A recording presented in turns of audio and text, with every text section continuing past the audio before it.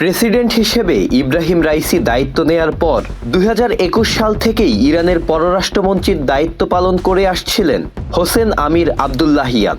মন্ত্রী হওয়ার আগেও 2 দফা পররাষ্ট্র মন্ত্রণালয়ে কাজ করার সুযোগ পেয়েছিলেন তিনি।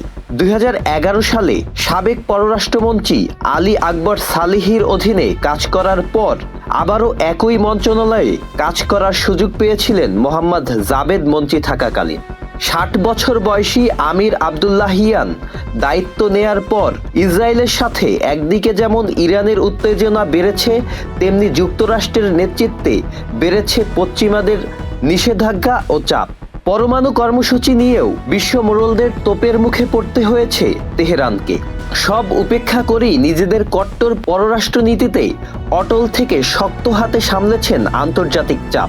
পশ্চিমাদের সাথে দূরত্ব বাড়লেও সম্পর্কের উন্নয়ন করেছেন চীন, রাশিয়ার মতো দেশগুলোর সাথে। অনেক দেশের কাছে বিতর্কিত ইরানের বিপ্লবী গার্ড বাহিনীর কট্টর সমর্থক হিসেবেও পরিচিত ছিলেন এই পররাষ্ট্রমন্ত্রী। বিভিন্ন সময় সাফাইও গেয়েছেন এই বাহিনীর।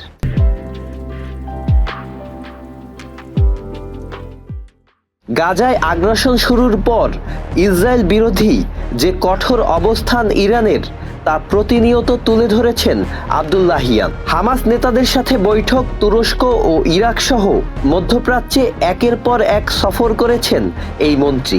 গাজায় ইসরায়েলি আগ্রাসন শুরুর পর তার তৎপরতা ছিল চোখে পড়ার মতো। বিভিন্ন সময় হুমকি দামকি তো দিয়েছেনই, পাশাপাশি প্রথমবার ইসরায়েলের ভূখণ্ডে হামলার পরও কূটনীতিক তৎপরতা চালিয়েছেন।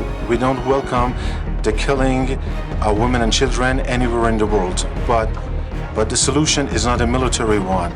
বিশ্ব রাজনীতিতে ইরানের সর্বোচ্চ নেতা আয়াতুল্লাহ আলী খামেনি ও প্রেসিডেন্ট ইব্রাহিম রাইসির শক্ত নেতৃত্ব প্রতিষ্ঠায় গুরুত্বপূর্ণ ভূমিকা ছিল তার।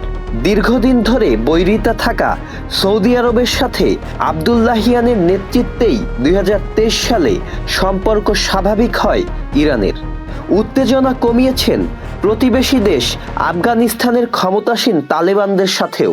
পাকিস্তানে ইরানের হামলার পর তৈরি হওয়া উত্তেজনা পরিস্থিতি স্বাভাবিক করার ক্ষেত্রে গুরুত্বপূর্ণ ভূমিকা ছিল এই কূটনীতিকের। তাই বলা যায়, হোসেন আমির আবদুল্লাহিয়ানের মৃত্যুতে ইরান একজন দক্ষ কূটনীতিককে হারিয়েছেন। তার বিদায়ে বড়ই ক্ষতি হয়েছে তেহরানের। Sajid Abdullah, channel I.